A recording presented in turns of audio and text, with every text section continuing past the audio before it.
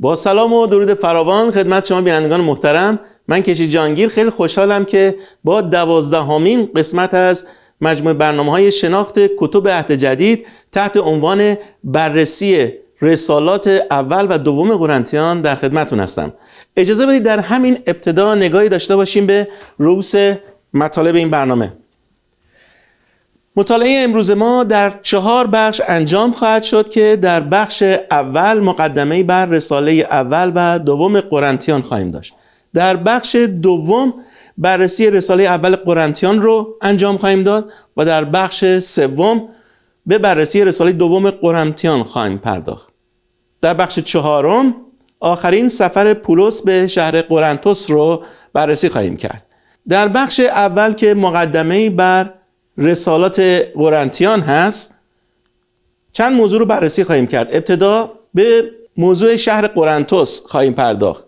قسمت دوم زمینه موضوعی به دو رساله رو بررسی خواهیم کرد و در قسمت سوم نگاهی به رساله گم شده خواهیم داشت. در بخش دوم تحت عنوان بررسی رساله اول قرنتیان نیز چند موضوع رو بررسی خواهیم کرد. اول تاریخ نگارش رساله رو بررسی خواهیم کرد و بعد به مطالعه محتوای رساله خواهیم پرداخت و بعد به فهرست مطالب این رساله نگاهی خواهیم کرد. در آخر این رساله رو مورد ارزیابی قرار خواهیم داد. در بخش سوم تحت عنوان بررسی رساله دوم قرنتیان نیز اول به محتوای رساله نگاهی خواهیم کرد، بعد فهرست مطالب رساله رو بررسی خواهیم کرد و بعد به ارزیابی این رساله خواهیم پرداخت. و در قسمت چهارم همونجور که عرض کردم که آخرین سفر پولس به شهر قرنتوس هست، نگاه اجمالی به آخرین سفر پولس به شهر قرنتوس و بازدید او از اعضای کلیسای قرنتوس خواهیم داشت. پس توجه شما رو به اولین بخش تحت عنوان مقدمه بر دو رساله قرنتیان جلب می‌کنم. ابتدا با موضوع شهر قرنتوس آغاز می‌کنیم. کمتر شهری مثل شهر قرنتوس تا به حال چنین شهرتی داشته. شهری پر از صدها هزار نفر جمعیت که یکی از بزرگترین، زیباترین، مدرنترین و پرکارترین شهرها در اون زمان بود که تاکنون برای بشر شناخته شده. این شهر به نام شهر گناه شناخته و در زمان عهد جدید شکوفا شد. حدود 146 قبل از میلاد شهر قرنتوس توسط رومیان غارت و ویران شد. مردان قرنتوس به طرز وحشیانه‌ای سلاخی و زنان و کودکانشان به بردگی فروخته شدند. کل شهر به آتش کشیده شد و تقریباً 1 قرن ویرانه ماند. اما پس از آن حدود سال 46 میلادی قرنتوس جدید از خاکستر برخاست. جولیوس سزار شهر را بازسازی کرد و به مقر حکومت استانی از روم تبدیل شد. پولس در دومین سفر بشارتیش از شهر آتن به قرنتوس رفت. از اعمال باب 18 آیه 12 در میابیم که این شهر والی نشین و مرکز سیاسی استان اخاییه گردید. قرنتوس که در قسمت غربی دریای اژه قرار داشت به دلیل داشتن راه‌های ارتباطی به دریای ادریاتیک و ایتالیا و نیز یک ناحیه بندری در شرق به نام سنکریا و در غرب به نام لیکیوم به سرعت ثروتمند شد و از مهمترین مراکز تجاری محسوب شد. از نظر دولتی شهر قرنتوس مانند شهر فیلیپی مستعمره روم بود و اقوام متعددی در اونجا ساکن بودند. وقتی این شهر بار اول ویران شد تمام ساکنان اصلی اون کشته و یا رانده شدند و وقتی دوباره ساخته شد اقوام جدیدی در اون ساکن شدند. یهودیان برای تجارت، رومی‌ها برای احراز مقامات دولتی و یا بر اثر مهاجرت‌های قبلی و یونانیان بر اثر کوچ از دهات به این شهر اومدن. علاوه بر اینها از تمام سرزمین‌های اطراف دریای مدیترانه عده زیادی ملاح، فروشنده، بانکدار و صاحبان سایر مشاغل در این شهر بودند. افزایش سریع ثروت باعث به وجود اومدن یک فرهنگ کاذب شد. همه چیز جنبه افراطی پیدا کرد و اهالی قرنتوس در پی زندگی اشرافی و خودنمایی و عیش و نوش و ورزش بودند. فرهنگ اخلاقی مردم قرنتوس نسبت به حتی معیارهای پایین بتپرستان پست بود.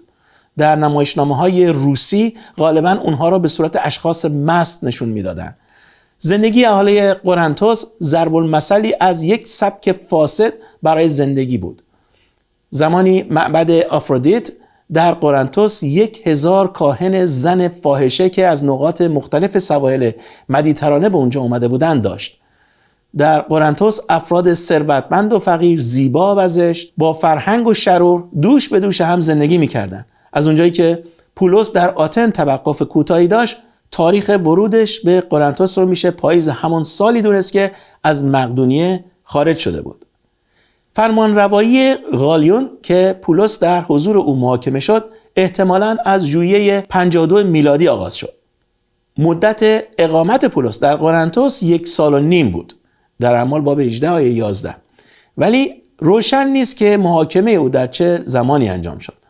لوقا میگوید بعد از اینکه غالیون به شکایت علیه پولس گوش داد، پولس روزهای بسیار در قرنتس ماند. این مسئله رو در اعمال باب 18 آیه 18 میتونیم مطالعه کنیم. احتمال میره که دقیق ترین تاریخ برای ورود او به قرنتس پاییز 51 میلادی و تاریخ خروج او از آنجا اوایل بهار 53 میلادی باشه. مشکلاتی از جمله تمسخر کنندگان، عدم وجود همکاران و مضیقه مالی که از بعد به ورود پولس براش به وجود اومده بود، روحیه او رو بسیار خسته و از لحاظ جسمانی ضعیف کرده بود. از این جهت به کار قدیمی خود یعنی خیمه دوزی پرداخت. پرسکله و اکیلا برای پولس محل سکونت و کار و مشارکت مسیحی فراهم کردند. روشن نیست که آیا اونها قبل از اومدن به قرنتس مسیحی شده بودند یا بر اثر آشنایی پولس مسیح رو قبول کردند. سیلاس و تیموتائوس به زودی از مقدونیه رسیدن و خبر رشد کلیساها رو به او دادن. احتمالاً در همین موقع اون کمکی که پولس در رساله فیلیپیان از اون سخن میگه به او رسیده. در فیلیپیان باب 4 آیه 15 میخونیم که میفرماید: خود شما ای فیلیپیان خوب میدانید که در ابتدای انتشار انجیل وقتی من مقدونیه را ترک کردم، شما تنها کلیسایی بودید که در قبول مسئولیت دخل و خرج من با من همکاری کردید. حتی زمانی که در تسالونیکی بودم 1-2 مرتبه مبلغی برای رفع احتیاجات من فرستادید. این آیات نشون میدن که کلیساهای مقدونیه بعد از خروج پولس از اونجا با سخاوت بیشتری هدیه دادن.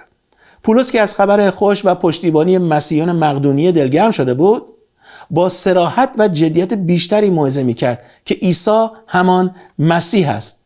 در اعمال رسولان باب 18 آیات 5 الی 7 میخوانیم که میفرماید: پس از آنکه سیلاس و تیموتائوس از مقدونیه رسیدند، پولس تمام وقت خود را صرف موعظه کرد و برای یهودیان دلیل می آورد که عیسی همان مسیح است.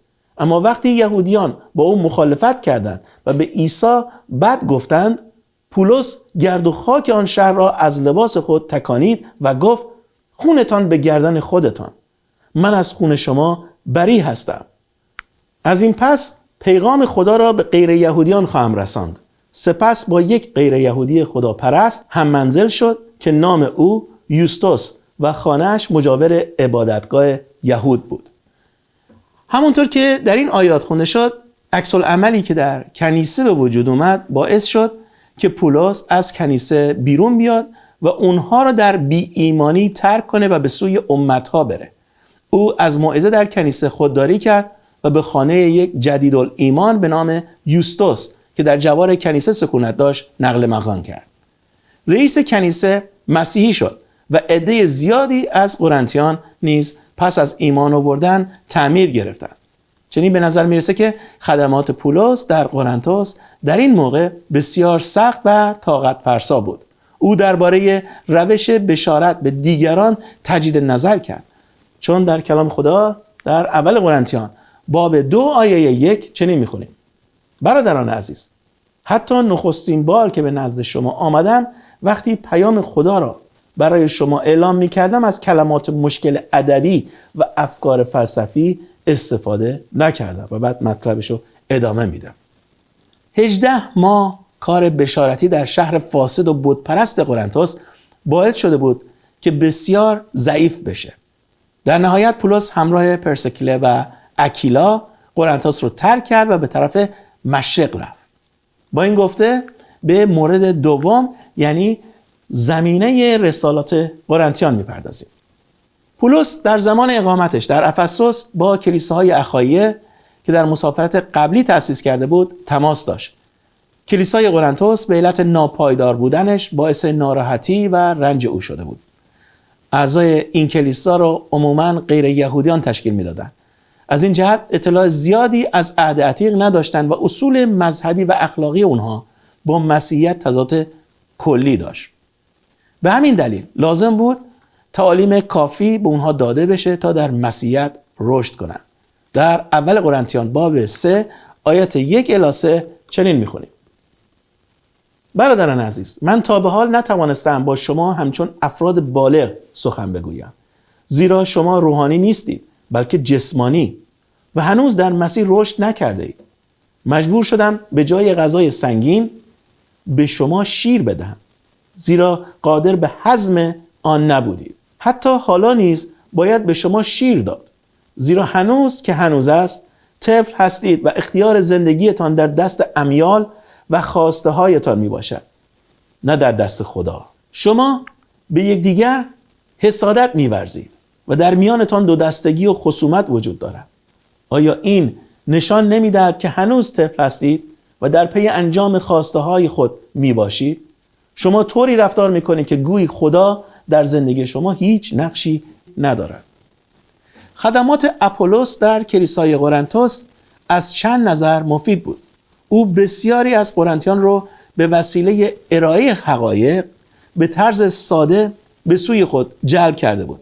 او مخصوصاً در جلب یهودیان مهارت داشت، چون عهد عتیق رو خوب میدونست و در فن استدلال ماهر بود. این مسئله رو در اعمال رسولان باب 18 آیات 37 تا 38 میتونیم مطالعه کنیم. پولس از خدمات او رضایت داشت و او رو تایید میکرد. مسئله رو در اول قرنتیان باب 16 12 میشه دید. خب این نکته ما رو به موضوع سوم تحت عنوان رساله گم شده میبره. پولس هنگامی که اپولس و احتمالاً پتروس در قرنتس بودن و در آنجا موعظه میکردن، مشغول انجام مسافرتی بود که او رو به فلسطین یا سرزمین اسرائیل و سپس به افسوس میرسونه. در این مدت کوتاه بعد از رسیدن به افسوس، پولس رساله‌ای رو نوشت که در اول قرنتیان باب 5 آیه 9 به اون اشاره میکنه و به رساله گم شده معروف شده. اینو آیه رو میخونم دوباره برای شما که میگوید اول قرنتیان باب 5 آیه 9: در نامه‌ای به شما نوشتم که با اشخاص شهوتران معاشرت نکنید. وضعیت اخلاقی قرنتس ایجاب میکرد که کلیسا برای ادامه حیاتش از شرارت‌های محیط کاملا جدا بشه.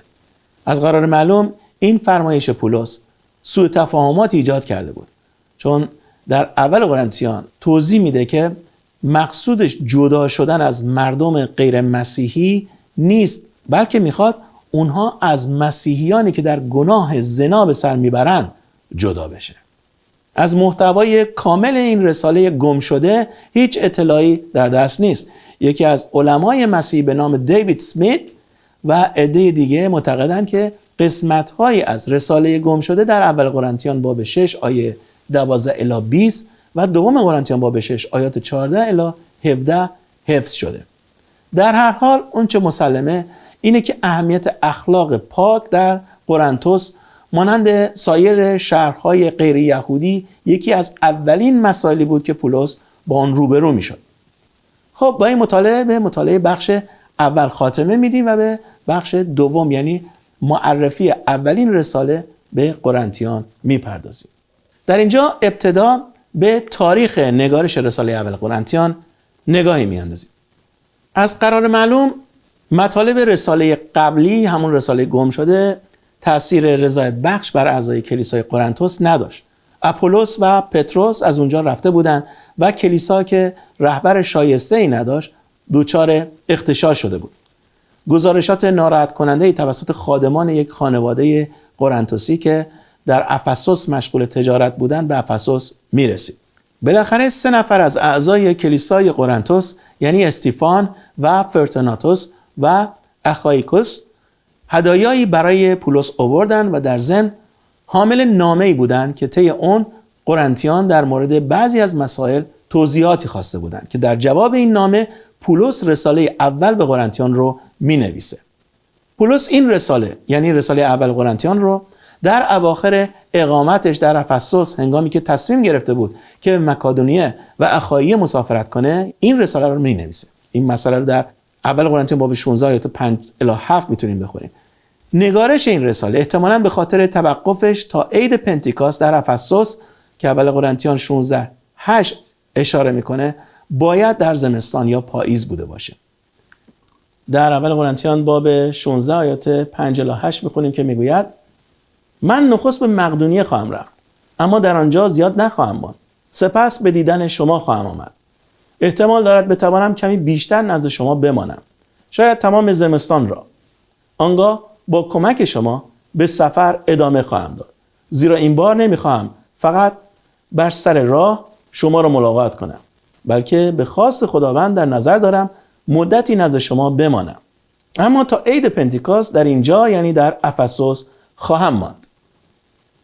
پولس مشغول جمع‌آوری هدایا برای فقرای اورشلیم بود تا بتونه در آخرین سفرش به اون شهر هدایا رو به اونجا ببره. اعمال باب 24 آیه 17.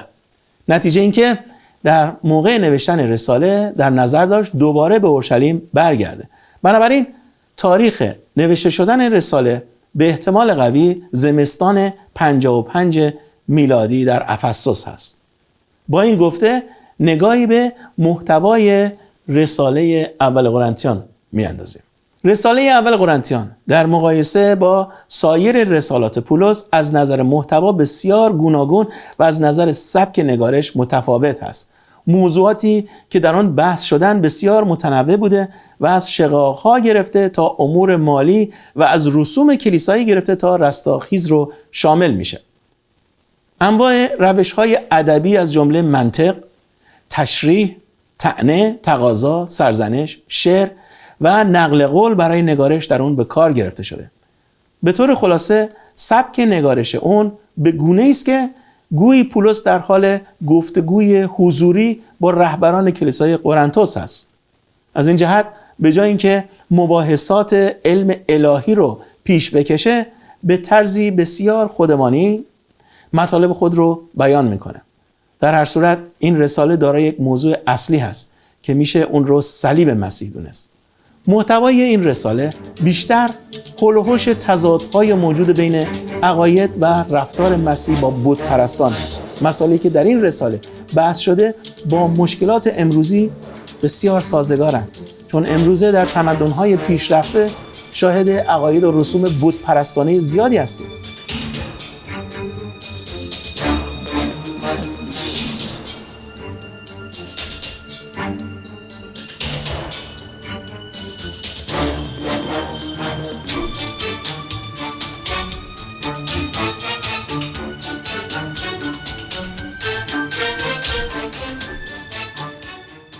خب در اینجا بیاید نگاهی به فهرست مطالب رساله اول قرنتیان بیاندازیم. رساله اول قرنتیان رو میشه به 4 بخش تقسیم بندی کرد. قسمت اول تحت عنوان درود هاست که اول قرنتیان باب 1 از آیه اول تا آیه 9 رو تشکیل میده. قسمت دوم پاسخ به خانواده خلوئی هست که باب 1 آیه 10 الی باب 6 آیه 20 رو تشکیل میده. در قسمت سوم تحت عنوان پاسخ به سوالات نامه‌ای که به پولس رسیده بود از باب 7 تا باب 16 آیه 9 و در قسمت چهارم یعنی قسمت آخر این رساله سلام‌های آخر هست که باب 16 از آیه 10 الی 24 رو تشکیل میده. اجازه بدید من یه توضیح در رابطه با قسمت دوم و سوم بدم چون اینا زیر مجموعه‌ای داره. ما در قسمت دوم پاسخ به خانواده خلوئی از باب 1 آیه 10 الی باب 6 آیه 20 این مطالب رو خواهیم خواند. شقاق در میان گروه‌ها باب 1 آیه 10 الی باب 3 آیه 23. دفاع از خدمات پولس باب 4 آیه 1 الی 21. مورد سوم قسمت دوم زنا با محارم هست، مشکلی که کلیسای قرنتوس داشت، از باب 5 آیه 1 الی 13 رو تشکیل میده. و در قسمت 4 انتقاد در مورد مرافعه با یکدیگر، باب 6 آیات 1 الی 11 و مورد 5 محکوم کردن زنا، باب 6 آیه 12 الی آیه 20. و در قسمت 3 این رساله که پاسخ به نامه ها بود، عرض کردیم باب 7 آیه 1 الی باب 16 آیه 9 رو تشکیل میده. 11 مورد رو پولس بهش میپردازه. مورد اول مسئله ازدواج هست، باب 7 آیات 1 الی 24. مورد دوم باکره ها، باب 7 آیات 25 الی 40. منظور از باکره ها مجرد زندگی کردن البته است. و مورد سوم قربانی های بت ها، مسئله بود که مشکلی بود که در کلیسای قرنتوس ایجاد شده بود که باب 8 آیات 1 الی 13 بهش میپردازه. مشکل بعدی آزادی هست، آزادی ایمانداران، باب 9 آیات 1 الی 27. مورد 5 در مورد رابطه با خداست، باب 10 آیات 1 الی 22. مورد 6 در مورد رابطه با دیگران، باب 10 آیات 23 الی باب 11 آیه 1. مورد 7 مسائل مربوط به عبادت، باب 11 آیات 2 الی 16. مورد 8 سفره خداوند یا عشای ربانی، باب 11 آیات 17 الی 34. و مورد 9 تحت عنوان عطایای روحانی که از باب 12 آیه 1 الی باب 14 آیه 40 رو تشکیل میده. ما یه مجموعه برنامه در رابطه با تفسیر آیه با آیه این سه باب، یعنی باب 12، باب 13 و باب 14 تحت عنوان شناخت عطایای روحانی و کاربرد اونها در این مجموعه برنامه ها تهیه کردیم و تشویق میکنم که حتما اونها رو مشاهده کنید.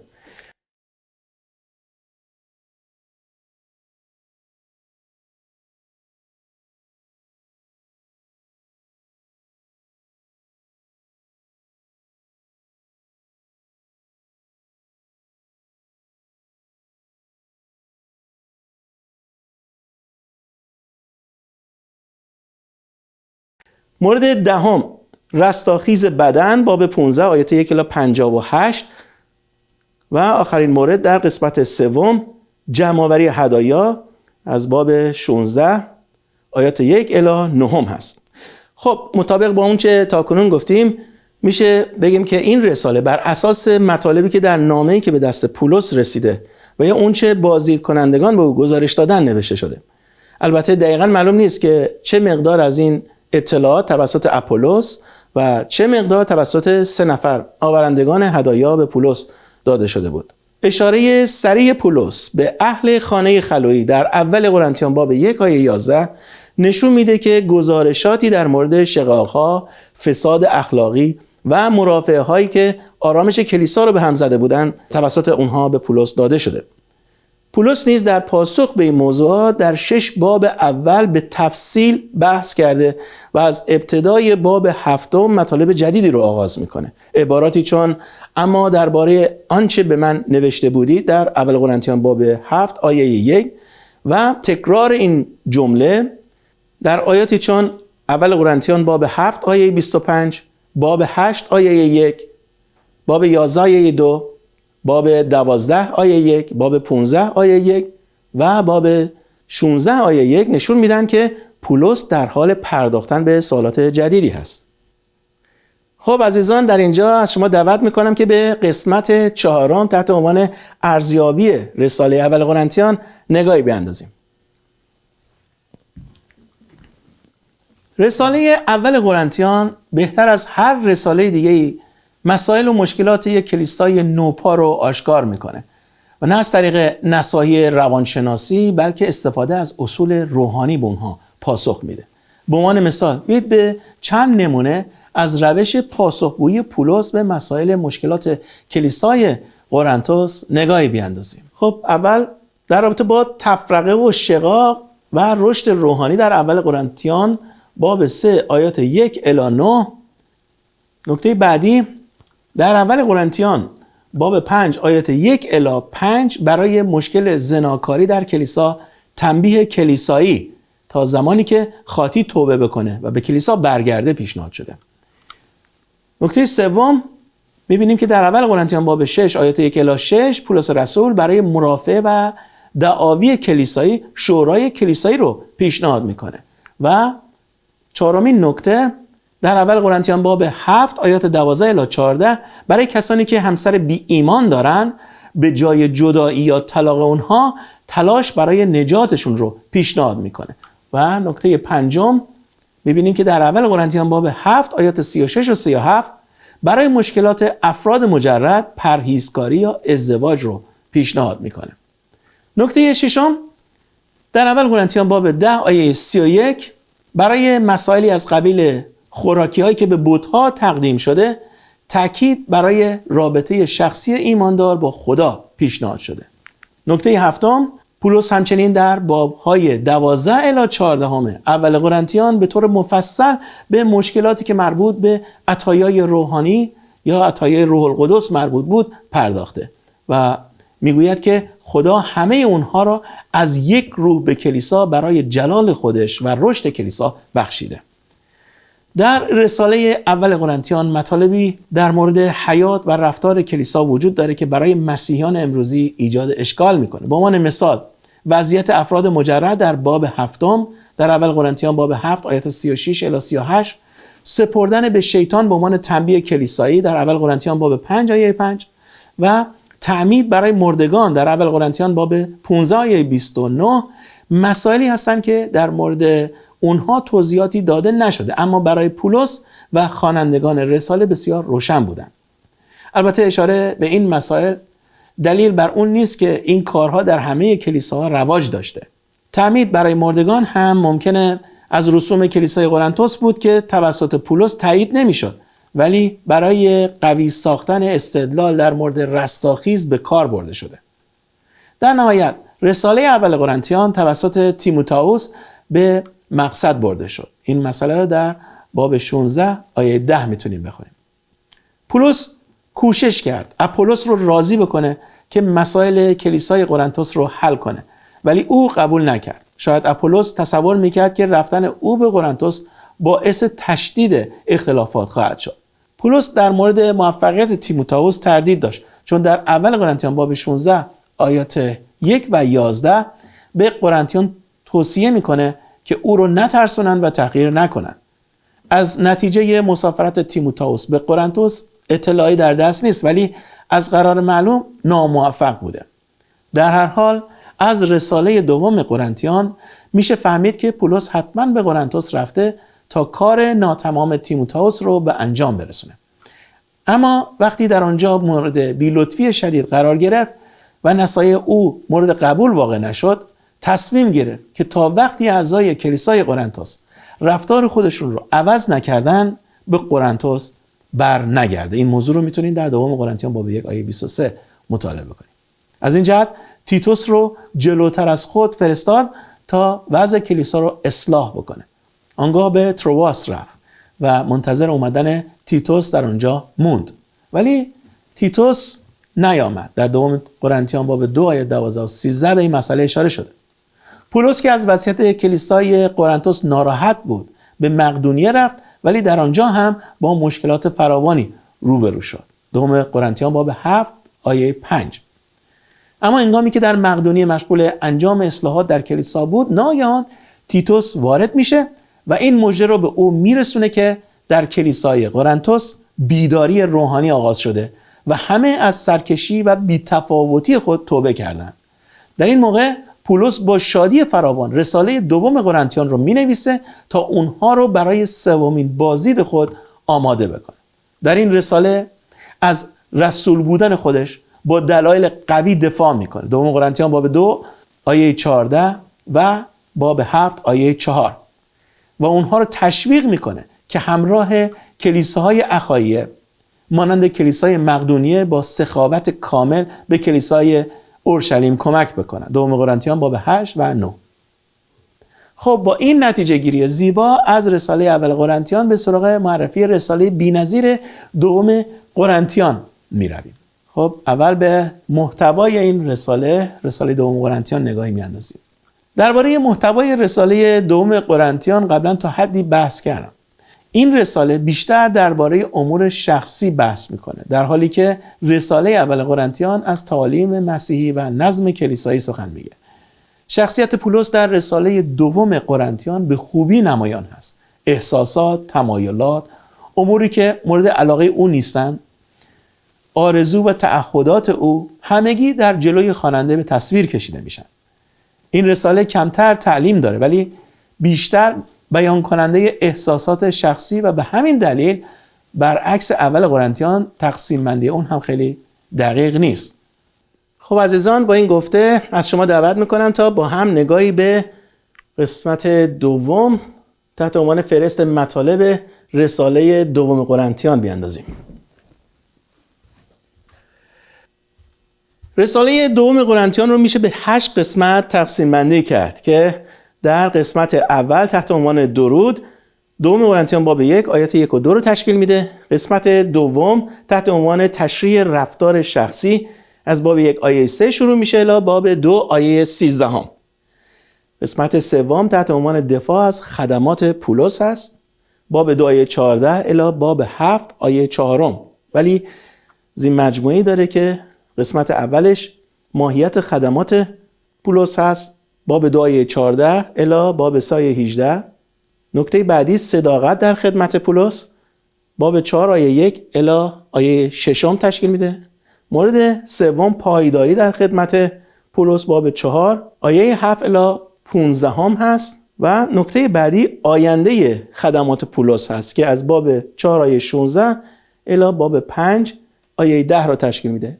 باز نکته دیگه تایید خدمات پولس هست که باب 5 آیه 11 شروع میشه الی آیه 19. نکته بعدی نمونه های خدمات پولس، باب 5 آیه 20 الی باب 6 آیه 10 رو تشکیل میده. و نکته هفتم انتظار خدمات پولس از باب 6 آیه 11 الی باب 7 آیه 4 هست. قسمت 4 رساله دوم قرنتیان تأثیر رساله هستش که از باب 7 آیه 5 الی 16 رو شامل میشه. قسمت 5 تحت عنوان فیض بخشش از باب 8 آیه 1 شروع میشه تا باب 9 آیه 15. قسمت 6 دفاع شخصی، منظور از دفاع رزمی نیست، منظور از دفاعی که از شخصیت خودش میکنه، به خاطر اینکه این معلمین دروغین که اومده بودن در کلیسای قرنتوس و آشوب به پا کرده بودن به شخصیت پولس توهین کرده بودن و اون رو زیر سوال برده بودن. اینجا میاد از شخصیت خودش دفاع میکنه و از باب 10 آیه 1 الی باب 12 آیه 13 رو تشکیل میده. قسمت 7 آمادگی برای بازدید هست که باب 12 آیه 4 الی باب 13 آیه 10 رو تشکیل میده. و آخرین قسمت 8 درودهای آخر هست، مثل سایر رسالاتش با درودهای آخر تمام میکنه، از باب 13 آیه 11 الی 14 رو تشکیل میده. خب از شما اینجا دعوت میکنم که به قسمت بعدی مطالعه‌مون یعنی ارزیابی رساله دوم قرنتیان بپردازیم.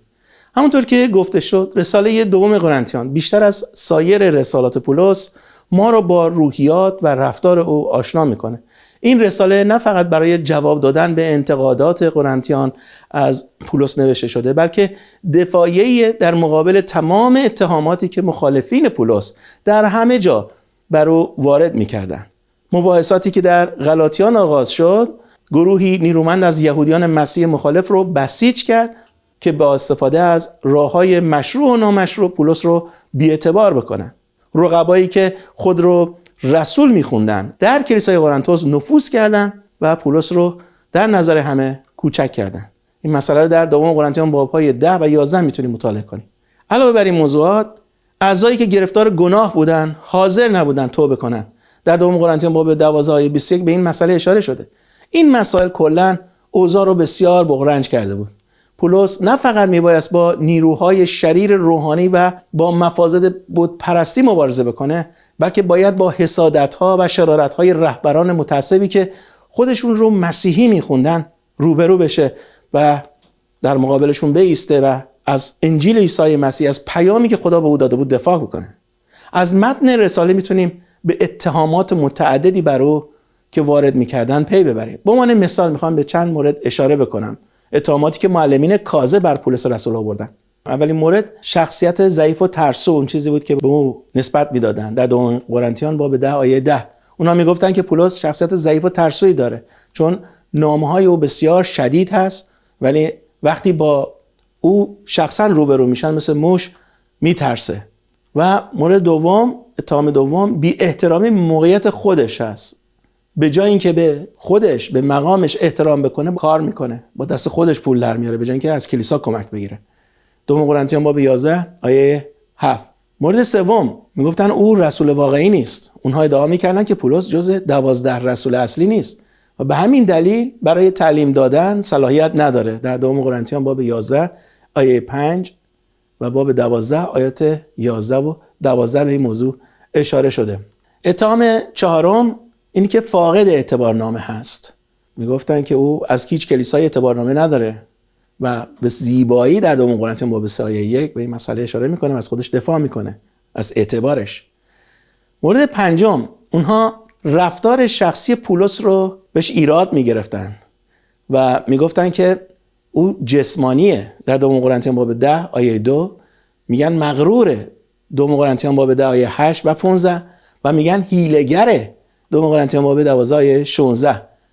در مورد پولهایی که به او سپرده شده میگن امین نیست. دوم قرنتیان باب 8 آیات 20 الی 23. متهم کنندگان پولس از قرار معلوم یهودی بودند. این مسئله رو در دوم قرنتیان باب 11 آیه 22 میتونیم بفهمیم. و خدام مسیح خونده میشدن. این لقبی بود که برای خودشون قرار دادن و از مردم انتظار داشتن اینطور ببیننشون. دوم قرنتیان باب 11 آیه 23.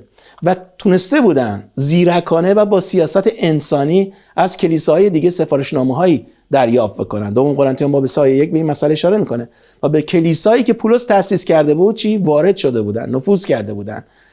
بیشک علت اصلی شقاق در کلیسای قرنتوس همین اشخاص مغرور و مستبد بودن.